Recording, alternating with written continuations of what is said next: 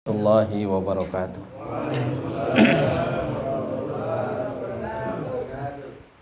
Innal hamdalillah nahmaduhu wa nasta'inuhu wa nastaghfiruhu wa natubu ilaihi wa na'udzu billahi min shururi anfusina wa min sayyiati a'malina. May yahdihillahu fala mudilla lahu wa may yudlil fala hadiya lahu. Asyhadu an la ilaha illallah wahdahu la syarika lah. Wa asyhadu anna Muhammadan abduhu wa rasuluhu la nabiyya ba'dah.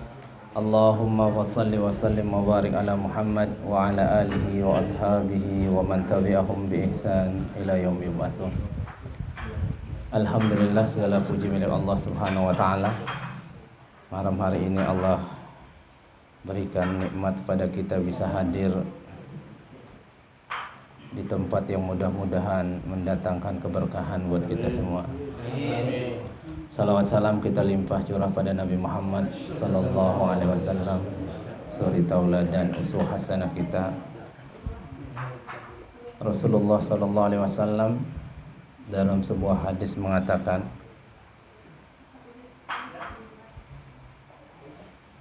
barang siapa yang meluangkan waktunya untuk belajar agama, Allah akan mudahkan jalannya untuk menuju surga Allah Subhanahu wa taala. Jamaah yang dirahmati oleh Allah, bulan lalu kita bahas tentang sifat kematian.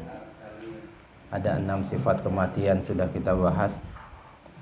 Insyaallah pada kesempatan kali ini kita akan bahas tanda-tanda hari kiamat. Biar urutan kitabnya sesuai dengan yang di kitab. Jamaah yang dirahmati oleh Allah, Rasul sallallahu alaihi wasallam mengatakan tidak akan terjadi kiamat hatta tazhar asru alamat, sampai tampak 10 tanda kiamat. Kalau yang kecil sudah banyak, Pak. Tiap hari kita lihat, kita dengar musibah, bala, bencana. Bahkan termasuk dibangunnya gedung-gedung pencakar langit pun merupakan tanda hari kiamat. Diutusnya Nabi Muhammad, wafatnya Nabi Muhammad juga tanda hari kiamat. Di dalam kitab Nihayatul Alam, berakhirnya alam semesta, itu ditulis kalau nggak salah ada 130-an lebih tanda hari kiamat kecil. Kalau kita baca hampir semua sudah terjadi. Di dalam kitab Al-Wafi, hadis kedua, malaikat Jibril pernah nanya sama Nabi. Dulu pernah saya sampaikan juga di masjid. Ya Rasulullah, alimni anis sa'ah. Ya Rasulullah, kasih tahu aku kapan kiamat itu terjadi. Maka Nabi jawab, mal mas'ulu anha bi'a'lam minas sa'il. Yang nanya harusnya lebih paham dari yang ditanya. Yang nanya malaikat, yang ditanya Nabi, harusnya malaikat lebih paham. Jadi ini menunjukkan bahwa kiamat itu nggak ada yang tahu kapan datangnya. Sekelas malaikat Jibril saja nggak tahu. Nanya sama Nabi, Nabi juga nggak tahu. Cuma Nabi pernah bilang harinya, Pak, hari Jumat. Cuma Jumat kapan nggak tahu. Kemudian Jibril ganti pertanyaan, wa alimni an amaratiha. Kalau nggak tahu, kasih tahu tanda-tandanya. Maka Nabi sebutkan beberapa tanda, ada 2 tanda di hadis tersebut. Antalidal ammatu rabbataha. Banyak orang tua melahirkan majikannya, kata Nabi. Ini kalau kita nggak syarah, nggak jelasin, kadang bingung dengar hadis ini, Pak. Orang tua melahirkan majikan. Ini maksudnya apa? Yang dimaksud adalah banyak sekarang orang-orang menitipkan cucu sama neneknya, Pak. Ini harusnya orang udah tua, udah banyak zikir, banyak ibadah, ini ngurusin cucu 3 biji lagi. Yang satu begitu, yang satu naik meja, Masya Allah, kesian, Pak. Kalau seminggu sekali masih mending. Ini sepanjang tahun, nggak digaji lagi. Ini tafsirannya. Orang tua melahirkan majikannya, anaknya, istrinya kerja, suami kerja. Ini bukan diurus oleh pembantu atau asisten rumah tangga, dititip. Ulama-ulama mengatakan itu tafsirannya. Banyak orang tua melahirkan majikan. Dan yang kedua, wa antarul hufat, kamu akan lihat nanti ada penduduk itu paling miskin di dunia. Hufatul urat, nggak punya baju, sendal aja nggak kebeli. Ri'a asyai, mayoritas penggembala kambing. Tapi di akhir zaman kata Nabi, yatatawaluna fil bunyan, memiliki gedung-gedung pencakar langit. Sahabat yang meriwayatkan hadis ini nanya sama Nabi, miskin, penggembala kambing, ini orang Arab, kata sahabat. Ahumul Arab ya Rasulullah, apakah yang baginda maksud itu orang Arab? Kata Nabi, liman, siapa lagi kalau bukan orang Arab? Maka kita lihat sekarang Pak, gedung-gedung pencakar langit itu bukan di Eropa, bukan, di Arab. Bahkan Piala Dunia kemarin gedung-gedungnya luar biasa. Dan itu nggak akan henti-henti terus dibangun. Ada Kingdom Tower, tingginya 824 meter. Ada lagi dibangun di tepi Laut Merah, Burjul Khalifah, lebih tinggi lagi. Dan terus ya tawaluna fil bunyan, membangun gedung-gedung pencakar langit. Ini tanda-tanda kiamat kecil sudah banyak tampak. Di dalam riwayat juga disampaikan sataqtatiluna salasatun min abna'il khalifah,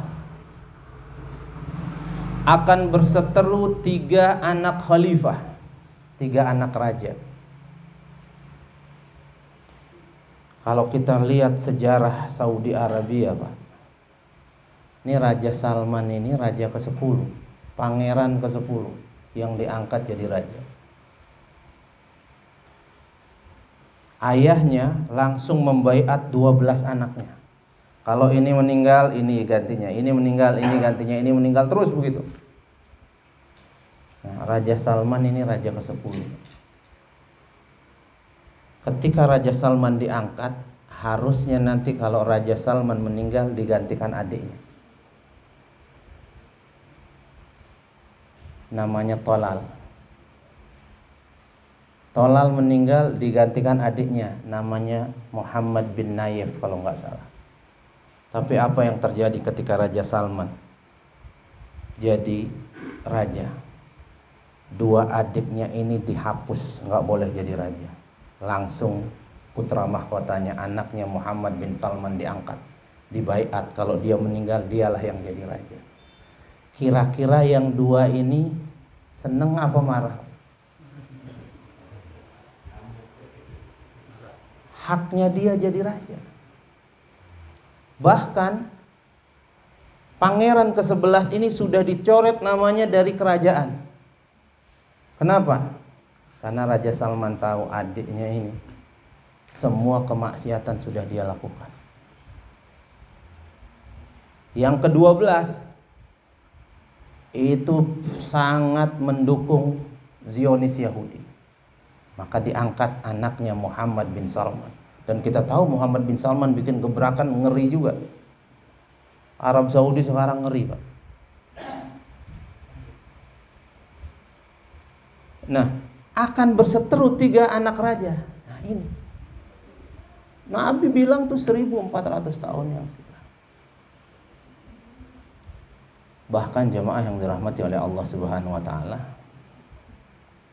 Raja ke-11 ini punya anak namanya Walid bin Talal. Ini konon katanya orang terkaya keempat di Saudi Arabia. Dialah yang bangun gedung tertinggi di tepi Laut Merah, mengalahkan Kingdom Tower, diberi nama Burjul Khalifah. Sudah selesai rampung pembangunannya 2018. Dan banyak, saking kayanya dia banyak tempat-tempat wisata dibangun di Sumatera, di Bali, di Lombok. Artinya dia punya duit, Pak, punya kekuatan. Ini kira-kira kalau Raja Salman meninggal bakal rame. Ya Allah alam, kita nggak tahu. Berseteru 3 anak raja. Ini juga salah satu tanda kiamat kecil, tapi banyaknya terjadi gempa bumi. Nggak selesai-selesai, Pak. Kalau kita baca berita tiap hari ada gempa. Cuman kadang kita nggak dengar aja kadang. Dan nggak merasakan. Cianjur belum selesai, pergi ke Garut, pergi ke Jember ke Bali. Terus begitu. Belum lagi tanah longsor, banjir bandang, gunung meletus. Banyak terjadi musibah. Al-zilzal, kasratul zilzal. Banyak orang-orang soleh diwafatkan oleh Allah Subhanahu wa ta'ala. Nah, ini tanda kiamat kecil sudah banyak. Tapi kiamat kecil, tanda kiamat kecil kalau muncul kadang jaraknya jauh-jauh, Pak.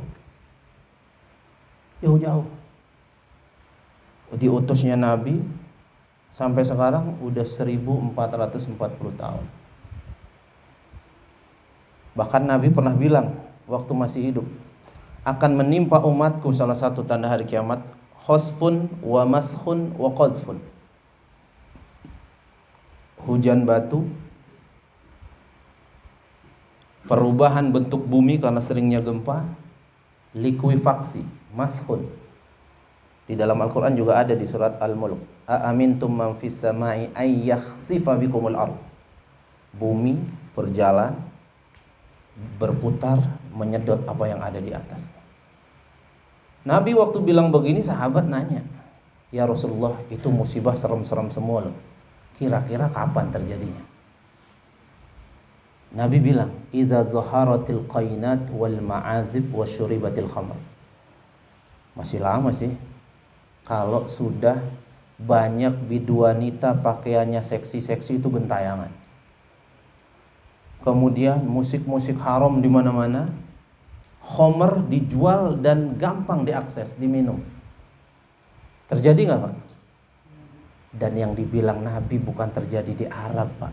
Di Palu, di negeri kita. Kapan itu? 2018 kalau nggak salah. Likuifaksi. Belum pernah ada. Sampai Nabi pernah berkata kepada, ya ma'syaral muhajirin, orang-orang muhajirin yang hijrah dari Makkah ke Madinah, khamsun, ada 5 dosa, idza btulitum bihinna wa a'udzu billahi an udrikhunna. Kalau 5 dosa ini menimpa kalian, dan aku berlindung, aku takut dengan 5 dosa ini. Kalau itu menimpa kalian, maka akan terjadi fasa fisihumut ta'un, kalian akan ditimpa wabah yang aneh. Wal auja, dan bencana alladzi lam takun fi aslafina, yang belum pernah terjadi azab itu. Idza tadharul fahisha hatta yu'linu biha. Ketika perzinahan sudah dilakukan, bahkan sudah diiklankan di mana-mana. Sudah belum, Pak? Tempat prostitusi kita tahu tempatnya. Iklannya juga di mana-mana ada. Online offline ada, Pak. Kalau itu sudah terjadi, kata Nabi, akan terjadi wabah mengerikan. Bisa jadi wabah kemarin itu, kita nggak tahu. Dan musibah-musibah yang belum pernah terjadi di umat-umat terdahulu. Nah, jemaah yang dirahmati oleh Allah, yang kecil-kecil ini sudah banyak terjadi nih. Jaraknya lumayan. Tapi kalau terjadi yang besar sekali saja, satu saja, maka seperti butiran-butiran tasbih yang talinya terputus.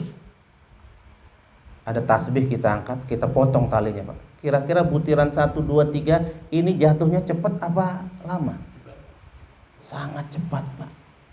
Maka tanda kiamat besar ketika muncul satu, yang kedua, ketiga, keempat ini ada hitungan hari, ada hitungan jam, Pak.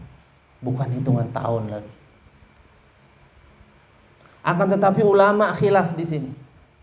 Mana yang duluan? Di beberapa riwayat dikatakan yang pertama adalah ad-dukhan. Ada ayatnya dalam Al-Quran, bahkan nama surat Dukhan. surat ke-44. Di ayat 9 atau 10 Allah mengatakan fartaqib yauma ta'tis sama bidukhanim mubin. Hati-hati. Langit itu nanti akan menurunkan kabut asap yang hitam pekat. Yaghshan nas, akan mengelilingi seluruh dunia ini. Dan Allah katakan apa? Hadza azabun azim. Ini azab dariku yang sangat mengerikan. Kita mati lampu 2 jam aja bingung, Pak. 2 hari kelabakan kita. Bagaimana bumi ini Allah gelapkan 40 hari, melek merem nggak kelihatan. Tangan ditempel begini nggak kelihatan. Tapi Allah takdirkan kita masih hidup. Banyak juga yang mati. Allah takdirkan masih hidup banyak. Itu dukhan. Banyak spekulasi ulama-ulama bahkan ilmuwan apa penyebab dukhan itu. Ada yang mengatakan penyebabnya, seorang ilmuwan mengatakan penyebabnya adalah benturan benda-benda langit dengan bumi. Seandainya seorang ilmuwan yang bernama Michel Penn, ditulis dalam kitab kalau nggak salah Ensiklopedia Akhir Zaman, kalangan Dr. Ahmad bin Muhammad Al-Mubayyad, tebel Pak, 1022 halaman. Ini kalau dibaca ngantuk langsung jadi bantal, tebal. Di situ detail dibahas, sudah diterjemahkan ke bahasa Indonesia, bahas tentang akhir zaman.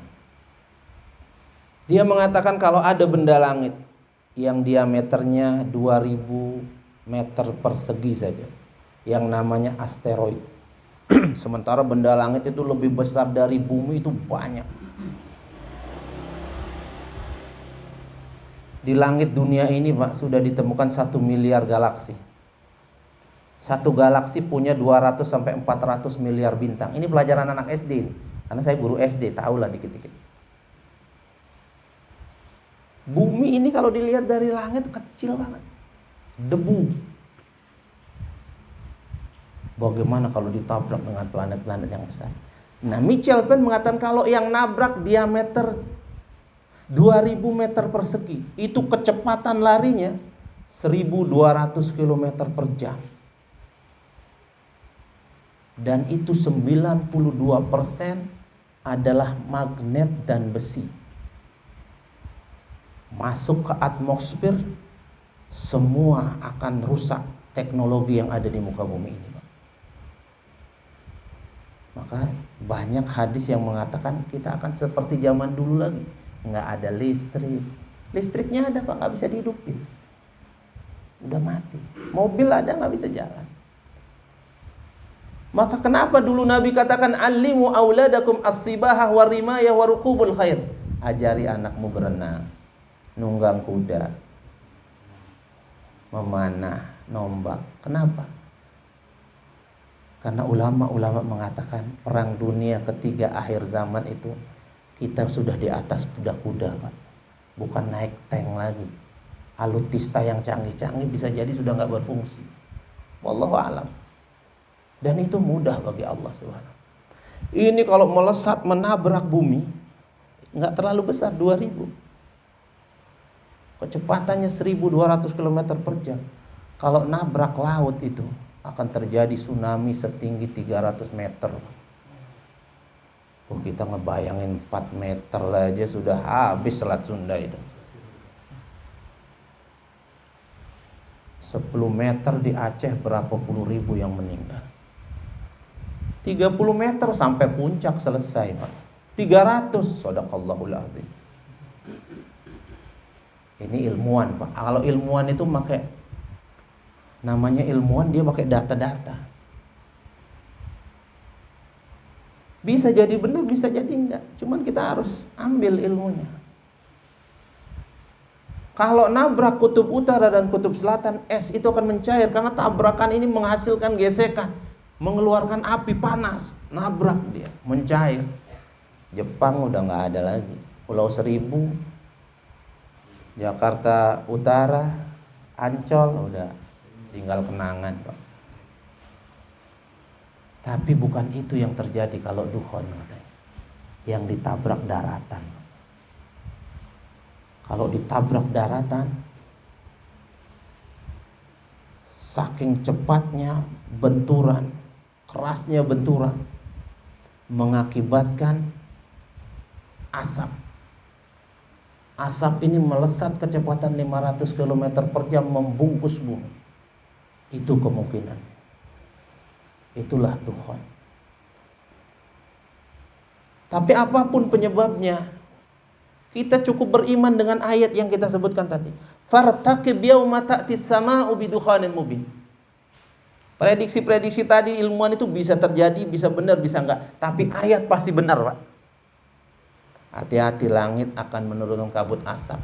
Mudah bagi Allah tinggal bikin kabut asap. Yaghshan nas, mencakup seluruh dunia. Hadza azabun azim. Ini azab yang mengerikan. Bahkan ada buku saya beli, judulnya Zikir Akhir Zaman. Selama 40 hari itu kita nggak bisa makan, nggak bisa minum. Bagaimana kita bisa bertahan hidup? Dengan banyak zikir sama Allah Subhanahu wa ta'ala. Sebagaimana seorang nabi yang dimakan oleh ikan, di dalam perut ikan dia hampir 40 hari dia zikir sama Allah, bisa bertahan. Jadi ada yang mengatakan ini tanda kiamat besar pertama. Kemudian setelah ini terjadi, mungkin setelah 40, 42, 43, 44 hari mulai agak-agak terang nih dunia. Cuman kita tidak menemukan daun yang hijau, Pak. Kering semua. Air langka. Maka terjadi kemarau panjang. Allah kurangi jatah hujan itu 50% di tahun pertama. Tahun ketiga kurangin lagi. Tahun kedua, tahun ketiga setahun sama sekali nggak netes air satu tetes pun dari langit. Langka semua. Nggak ada makan, nggak ada minuman. Maka muncullah tanda kiamat kedua, yaitu Dajjal keluar. Semua nabi hampir memerintahkan umatnya untuk berlindung dari fitnah Dajjal. Kita diajarin doa kan, sebelum salam disuruh baca setiap sholat 5 waktu. Allahumma inni a'udzubika min azabi jahannam wa min azabil qabri wa min fitnatil mahya wal mamat wa min syarri fitnatil masihid dajjal. Fitnah Dajjal ini dahsyat, Pak. Nah, kita fitnah dukun aja kita nggak sanggup padahal. Ada orang pakai jubah, tangannya ke belakang begini, keluar duit. Belakang lagi, keluar duit. Pengikutnya, Pak, doktor. Pengikutnya. Itu baru anak buahnya Dajjal yang paling ciri itu, Pak. Bagaimana kalau Dajjal muncul? Dia bisa menghidupkan orang yang mati. Dia bisa perintahin langit, yas sama'u imtiri. Langit turun hujan, turun langsung, Pak. Wayar ardu umbuti. Bumi kok 3 tahun gak tumbuh-tumbuh, tumbuh sekarang. Langsung panen. Bisa itu bagi Dajjal. Kira-kira para petani sujud gak nyembah Dajjal, Pak? Sujud, Pak. 3 tahun gak ada makanan, gak ada minuman. Dajjal bawa minuman, Dajjal bawa makanan. Syaratnya jadi pengikut dia. Berbondong-bondong orang ikut. Wong kita kalau puasa aja nih, mudah-mudahan Ramadan bentar lagi nih, mudah-mudahan umur kita sampai. Malamnya sahur enak. Sore, Pak, 12 jam mungkin kita nggak makan. Keliling Mutiara Gading habis. Pindah kita ke Pondok Hijau, lanjut ke Grand Wisata. Itu nyari minuman, Pak. Kita kumpulin tuh. Sudah haus, bagaimana 3 tahun nggak nemu minuman. Kata Dajjal nih, minuman nih enak nih. Ikut saya. Ribuan berbondong-bondong, Pak. Bahkan Nabi perintahkan umatnya kalau dengar ada Dajjal muncul, jangan keluar. Jangan temuin. Orang yang paling soleh sekalipun akan menguap imannya, dia sujud sama Dajjal. Maka orang-orang soleh nanti mengikat istri-istrinya, mengikat anak perempuannya di tiang-tiang rumahnya. Karena perempuan paling gak sabar menderita, Pak. Pingin, suka penasaran. Gampang kagum, Pak. Dajjal ada di Mutiara Gading tuh. Coba pengen ketemu, pengen lihat. Itu rata-rata perempuan begitu. Penasaran. Pas lihat menguap imannya, jadi pengikut Dajjal. Dajjal ini sudah ada belum? Sudah ada, Pak. Salah satu sahabat pernah ketemu Dajjal. Namanya Tamim Ad-Dari.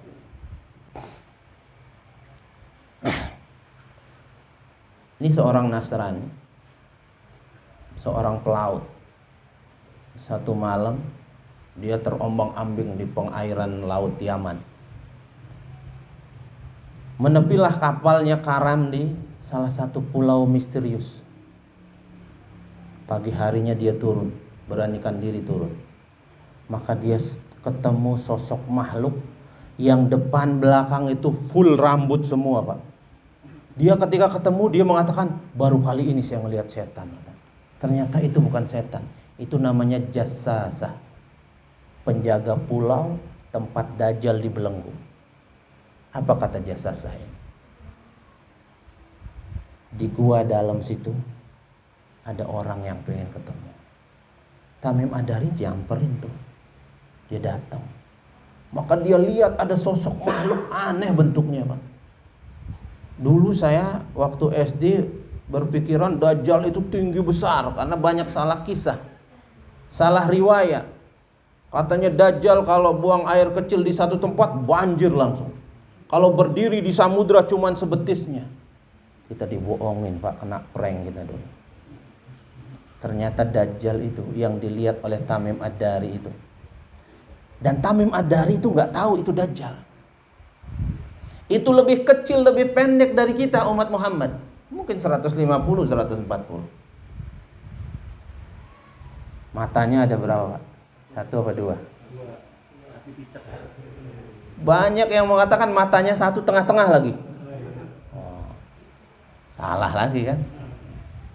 Dajjal matanya komplit, Pak, 2. Mata kanan atau kirinya itu rusak. Kayak mau lepas sudah keluar. Yang salah satunya kayak ada katarak, mencolot juga keluar. Kulitnya putih, ada bintik-bintik seperti mayat. Kakinya agak melengkung seperti polio, jempolnya ngadep ke tengah. Badannya gempal, penuh dengan daging. Dibelenggu di rantai, nggak bisa keluar. Tapi Tamim Ad-Dari yang ketemu orang ini nggak tahu itu Dajjal. Maka Dajjal nanya, Ata'arifuna Muhammad? Ata'arifuna Ahmad? Ahmad disebutkan. Tahu kok orang yang namanya Ahmad? Dia udah dengar Tamim Ad-Dari ini dia orang Nasrani. Oh, tahu saya. Dia diterima, diusir dari Mekah, dia terima di Yasrib, di Madinah. Pengikutnya gimana?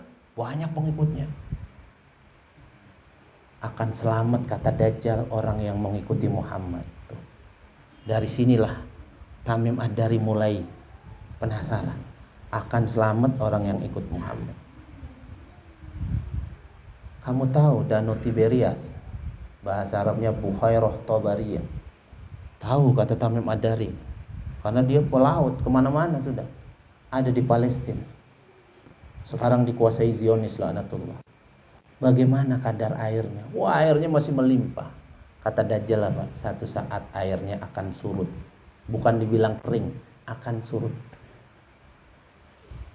Terus bagaimana kabar mata air Zughar yang ada di Yordan? Wah, airnya masih keluar melimpah. Satu saat airnya akan kering. Dajjal nanya lagi bagaimana keadaan kebun kurma yang ada di Baisan, perbatasan Palestina dan Yordania. Buahnya masih melimpah, satu saat tidak akan berbuah lagi. Ini Dajjal nanya ini, Pak, bukan nggak ada maknanya. Dan Tamim Ad-Dari nggak tahu, dia nyaut aja. Intinya singkat cerita, Tamim Ad-Dari penasaran, dia berlayar lagi menuju ke Madinah. Dia cari orang yang namanya Ahmad. Setelah ketemu dia ngobrol-ngobrol sama Nabi. Nabi sebutin detail fisik Dajjal sebagaimana Nabi seolah-olah pernah melihat Dajjal. Padahal Nabi nggak pernah ketemu. Begini fisiknya. Benar ya Rasulullah, itu Dajjal katanya.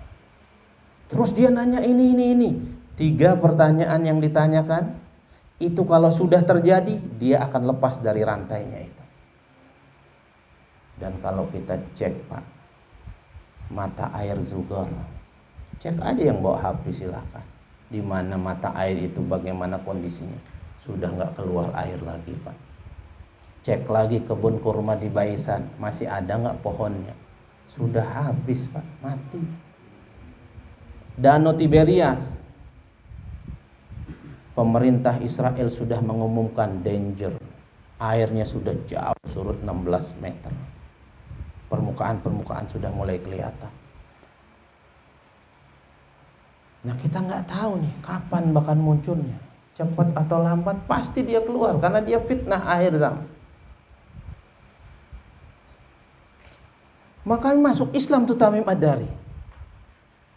Tamim Ad-Dari akhirnya masuk Islam.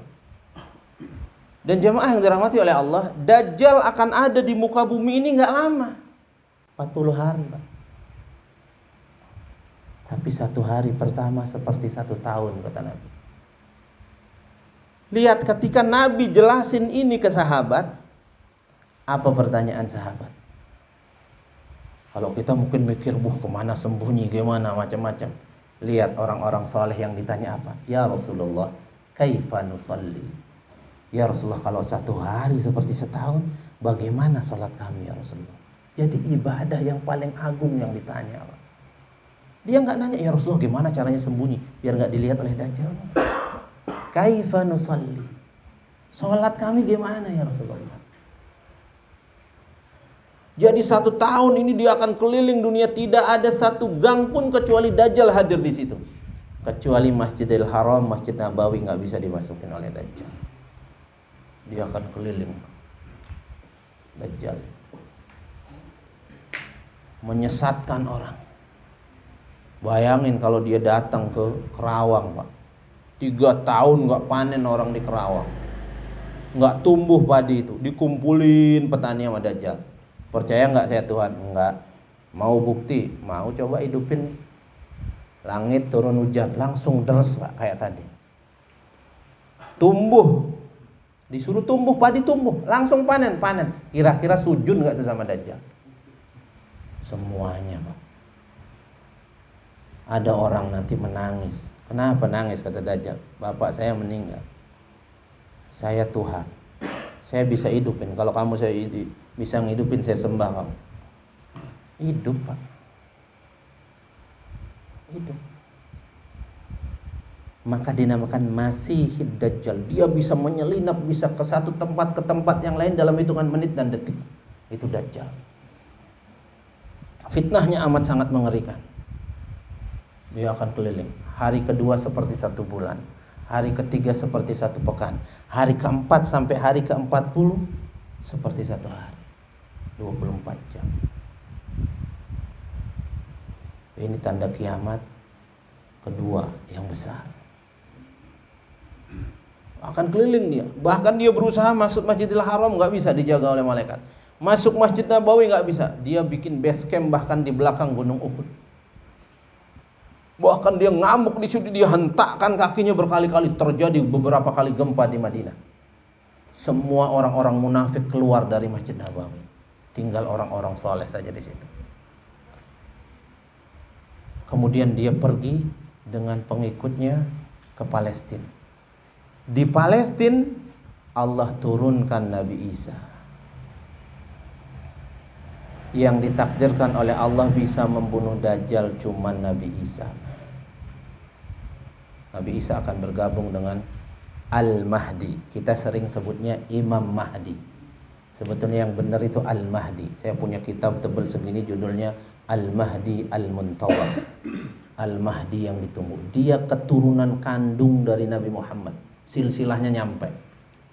Dari segi fisik semua mirip Nabi. Dia akan memimpin dunia nanti setelah terbunuhnya Dajjal. Dan ini sudah dibuat oleh Allah skenarionya. Tanda kiamat ketiga, turunnya Nabi Isa. Berhasil Dajjal dibunuh, muncul tanda kiamat keempat. Ngeri juga Pak. Ya'juj dan Ma'juj. Kalau mau baca detail buka surat Al-Kahfi dari ayat 90 atau 80. Inna Ya'juj wa Ma'juj mufsiduna fil ard. Satu pasang Ya'juj dan Ma'juj ini bisa beranak sampai 1000, Pak. Dialah nanti yang akan menyedot, meminum habis danau Tiberias itu. Tadi kan tanda munculnya Dajjal, danau Tiberias akan berkurang airnya. Nanti sekelompok Ya'juj dan Ma'juj datang minum air sampai habis tuh air, Pak. Karena dia pemakan segala apa aja, rumah, batu, manusia selain golongannya dia habis sama dia. Sampai Nabi Isa dan Imam Al-Mahdi sembunyi di Gunung Tursina. Nggak ada yang bisa mengalahkan, nggak ada yang bisa melawan. Lebih detail nanti baca di surat Al-Kahfi. Kemudian Nabi Isa cuman bisa doa, ya Allah, ini dunia udah kacau ini. Matikan ya Allah Ya'juj dan Ma'juj. Detik itu, Pak, semua Ya'juj dan Ma'juj mati, Pak. Ada yang mengatakan penuh cacing tubuhnya, ada yang mengatakan belatung. Detik itu mati semua. Dunia ini bau bangkai semua. Sampai orang berjalan normal itu susah karena penuh dengan bangkai Ya'juj dan Ma'juj. Nabi Isa angkat tangan lagi doa, ya Allah, bersihkan bangkai Ya'juj dan Ma'juj. Tiba-tiba awan gelap ternyata segerombolan burung-burung. Sebesar-besar onta burung itu, setiap burung mengambil satu jenazah Ya'juj dan Ma'juj, entah dibuang kemana. Masih ada sisa bau-bau, aroma tidak sedap bekas bangkai Ya'juj dan Ma'juj. Nabi Isa doa, ya Allah, bersihkan dunia ini. Terjadi hujan, banjir seluruh dunia, tapi banjir yang tidak membahayakan untuk membersihkan jenazah Ya'juj dan Ma'juj. Maka Nabi Isa kemudian turun, wafatlah Nabi Isa. Dan 4 tanda hari kiamat besar ini jamaah akan terjadi di zaman kita, tapi kapan nggak tahu. Mudah-mudahan masih jauh banget. Apalagi anak kita masih kecil-kecil, Pak, anak saya masih 6 bulan, ngeri juga. Tapi terjadi di zaman kita. Karena umat Nabi Muhammad akan melewati 5 fase kehidupan. Alamin hajin nubuwah, fase kenabian sudah berakhir dengan wafatnya Nabi Muhammad SAW. Al-Khulafa Ar-Rashidah, fase kedua, pemimpin-pemimpin yang adil dan dijamin masuk surga. Abu Bakar, Umar, Utsman, Ali, 4 khalifah. Berakhir dengan wafatnya Ali bin Abi Thalib. Fase ketiga, fase pemimpin-pemimpin kerajaan-kerajaan. Terakhir runtuhnya Turki Utsmani tahun 1924 kalau nggak salah. Runtuh Turki Utsmani. Di fase keempat ini zaman kita ini, pemimpin-pemimpin yang bukan atas dasar agama, bahkan secara umum pemimpin yang menyengsarakan rakyat. Dan di fase inilah akan muncul 4 tanda kiamat besar yang kita sebutin tadi. Tapi kita nggak tahu, mudah-mudahan masih jauh. Tapi kalau kita bahas kemarin tentang alam barzah, apa kata orang-orang soleh yang meninggal itu? Rabb, ajil kiamat sa'ah. Ya Allah, tolong cepatin kiamat. Orang soleh itu semua yang mati pengen cepat kiamat, Pak. Karena nggak sabar pengen masuk surga. Di alam barzah udah begitu enaknya. Sementara kita tanda kiamat kecil takut, Pak. Kita nggak mau ada gempa bumi, tanah longsor, banjir bandang, gunung meletus, ngeri gitu. Itu masih tanda kiamat kecil. Bagaimana besarnya nanti? Maka memahami tentang akhir zaman, tanda-tanda kiamat ini harus kita lakukan. Agar apa? Kita siap-siap, Pak. Kita mengumpulkan bekal, yaitu bekal amal soleh. Karena kalau kita nggak tahu tentang ilmu-ilmu itu, kita akan santai hidup ini. Kita akan tenang-tenang aja. Imam Ahmad bin Hambal, kita kalau minum air zam-zam, Pak, di botol kalau kita dapat oleh-oleh umroh itu ada tulisan ma'uz zamzam lima syuribalahu. Air zam-zam tergantung niat yang minum. Syifa'un likulli da', obat segala macam penyakit. Kalau kita minum pasti kita minta sehat. Karena keilmuan kita masih tentang dunia saja. Tapi lihat Imam Ahmad ketika minum air zam-zam, Dia tahu bahwa siapa minum air Zam-Zam doanya akan diijabah oleh Allah. Apa yang dia minta? Allahumma inni as'aluka bi an la azma mi yaumil mahsyar. Ya Allah, aku minum air Zam-Zam ini, aku mohon ya Allah, jangan biarkan aku kehausan ketika berdiri tegak 50.000 tahun di padang mahsyar. Bayangin Pak, pikirannya udah jauh ke akhirat. Kalau kita masih sekedar dunia, padahal dunia ini singkat. Dia udah mirikin bagaimana nanti berdiri di padang mahsyar enak. Udah jauh pikirannya. Banyak di antara kita mikir kalau wafat selesai sudah enak urusan. Tenang. Ini belum paham tentang perjalanan akhirat. Orang setelah wafat itu kata Nabi, awalu manzilin min manazilil akhirah. Baru masuk babak pertama itu kematian itu. Dari sekian babak akhirat. Satu babak bisa ribuan bahkan bisa miliaran tahun, Pak. Coba kita bayangin, umatnya Nabi Adam sudah berapa miliar tahun di alam barzakh. Karena sekarang belum ada di surga dan di neraka.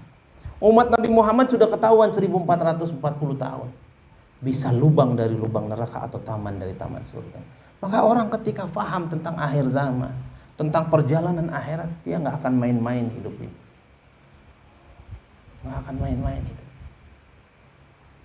Apalagi tahu kondisi-kondisi di alam barzakh, ngapain saja. Di padang mahsyar seperti apa nanti.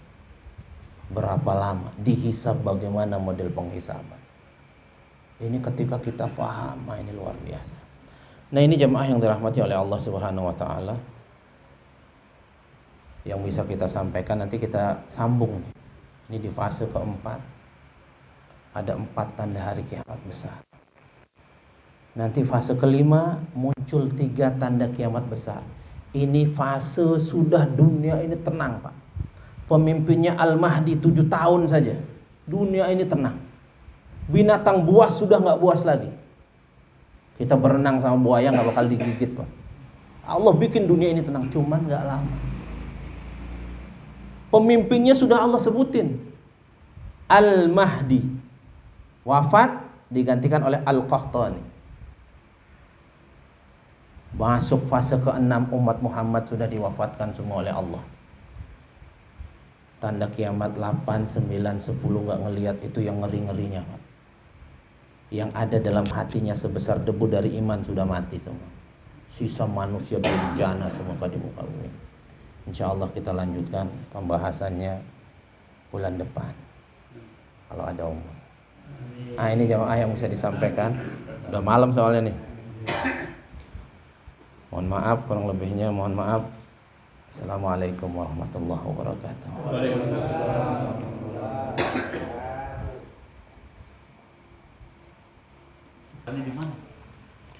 Masih hidup, Pak? Di Belenggu, di salah satu pulau. Cuman kita nggak tahu juga pulaunya. Katanya di perairan Yaman. Yang jelas ada sahabat yang pernah ketemu. Masih di Belenggu dia. Di rantai, penuh dengan rantai. Nanti akan lepas rantai itu kalau 3 tanda itu sudah terjadi. Jadi belum wafat. Dia wafat nanti dibunuh oleh Nabi Isa. Nabi Isa yang bunuh di Palestina. Tapi setelah dia wafat ya muncul Ya'juj dan Ma'juj itu. Maka kita disuruh ngapalin sama Nabi itu surat 10 ayat pertama atau 10 ayat terakhir surat Al-Kahfi. Man hafidha 10 ayat min awali suratil Kahfi asima minad dajjal. Siapa yang hafal 10 ayat pertama surat Al-Kahfi, kalau dia hidup pada masa Dajjal, nggak bisa diganggu oleh Dajjal. Nah, makanya anak-anak kita suruh ngapal, Pak. Kalau kita sih kemungkinan kecil ketemu. Ya, anak-anak kita ini umurnya masih panjang, Pak. Kita nggak tahu.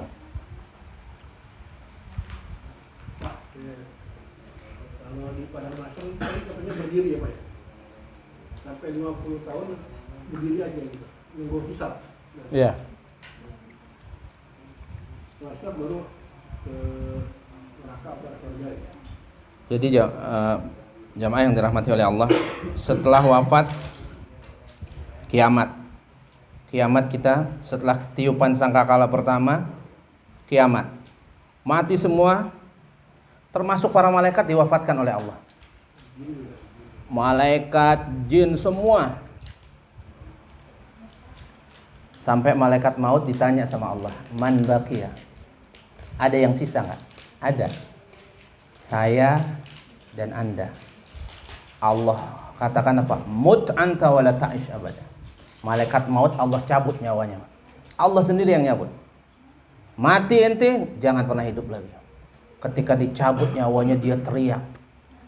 Disebutkan dalam ayat, teriakan malaikat maut itu kalau belum kiamat akan terjadi kiamat. Saking dahsyat ngerinya.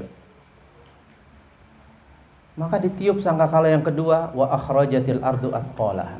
Bumi mengeluarkan mayat-mayat yang sudah wafat dari zaman Nabi Adam sampai kiamat. Semua digiring menuju mahsyar. Digiringnya ini pun lama, Pak. Nanti akan kita sampai di fase ada 10 model manusia dibangkitkan oleh Allah menuju mahsyar. Ada yang badannya manusia, mukanya babi, macam-macam, Pak. Ada orang buta, tuli bisu, ada yang jalan dengan kepalanya. Ini menuju mahsyar. Baru menuju saja sudah dihinakan. Sudah dihinakan oleh Allah. Sampai di mahsyar, miqdaruhu khamsina alfasana. Lamanya di situ secara umum 50.000 tahun. Satu hari di situ nggak ada malam, siang doang. Tapi yang merasakan di situ 50.000 tahun. Nggak bisa duduk, nggak bisa rukuk begini, tegak berdiri. Wa tudna syamsu biqadri mil. Matahari Allah dekatkan 5 cm, Pak. Mil. Ini yang disebut mil di hadis ini bukan mil jarak 1 mil, bukan. Yang dimaksud mil itu, Bapak kalau umroh dapat oleh-oleh celak mata. Tahu celak mata, Pak? Yang kayak tabung kecil ada hitamnya, colokin, coretin di mata ini, seret gitu. Colokannya ini bahasa Arabnya mil, Pak. Berapa senti itu? 3 senti, Pak. Segitu matahari, Pak. Gimana nggak menggelegar nih kepala. An-nasu ala qadri a'malihim fil arab. Manusia itu keringatnya tergantung amal. Bahkan keringat itu menembus bumi mahsyar kedalaman 70 hasta, Pak. Kita sekarang olahraga banjir keringat berdiri, nggak ada 1 mili pun masuk ke bumi. Di padang mahsyar sampai tembus 70. Orang ada keringatnya sebetis. Ada orang di sini kumpul, di padang mahsyar kumpul. Si A amalnya banyak, bisa jadi dia kering. Si B sebelahnya bisa jadi tenggelam. Jadi nggak sama, nggak kayak banjir. Ini bukan alam dunia lagi. Mahsyar itu beda. Nggak ada makan, nggak ada minum. Maka nanti dapat syafaatul uzma. Kita kan sering dengar syafaatul uzma, yaitu syafaat Nabi Muhammad untuk seluruh umat. 124.000 nabi diberi syafaat. Apa itu syafaat? Untuk mulai prosesi penghisaban amal. Bukan masuk surga, belum, masih jauh. Baru mau dihisab amalnya. Dihisab ini pun lama, jemaah. Jangan kita, Pak. Nabi Sulaiman saja dihisab berapa lama? 500 tahun, Pak. Ini Nabi, Pak. Dihisab itu belum tentu diazab. Dihisab itu diinterogasi, Pak. Ada orang datang ke KPK, diinterogasi 24 jam. Kan ada, Pak? Tidak ditemukan kesalahan, dibebasin. Ada yang ditemukan, oh ada nih. Bukti-bukti banyak nih. Oh, masuk penjara. Penjara KPK dulu. Ya sama. Jadi kita dihisab. Setelah dihisab, dibagikan tuh catatan amal soleh kita. Ditimbang. Melewati jembatan Sirat.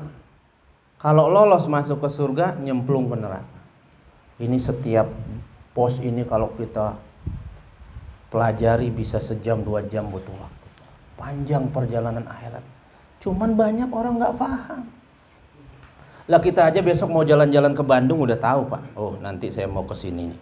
Nanti makan di sini, kita isi bensin di sini, tahu, Pak. Dan semua kita ini kadang pingin ke surga, cuman nggak tahu pos-posnya yang akan kita mampiri. Kalau tersesat mau ke Bandung, paling ke Karawang, ke tempat-tempat lain, mentok-mentok Cianjur, Pak. Lah kalau tersesat di akhirat kan ngeri, Pak, ke neraka. Nah, makanya kita harus tahu nih. Perjalanan akhirat ini harus paham gitu. Banyak orang nggak ngerti. Banyak orang bilang udah meninggal, udah tenang, dia udah masuk surga. Lu dari mana taunya? Surga dan neraka itu nanti setelah kiamat. Nah, pentingnya kita belajar tentang ilmu tentang akhirat ini biar kita tahu. Ngapain aja nanti di padang mahsyar. Ngapain aja di alam barzah, seperti apa di alam barzah. Ada nggak ruh yang bisa keluar dari alam barzah? Seperti apa, bagaimana, ini kita harus pelajari ilmunya. Dalil-dalilnya sudah banyak dijelaskan. Nah, ini jemaah yang dirahmati oleh Allah.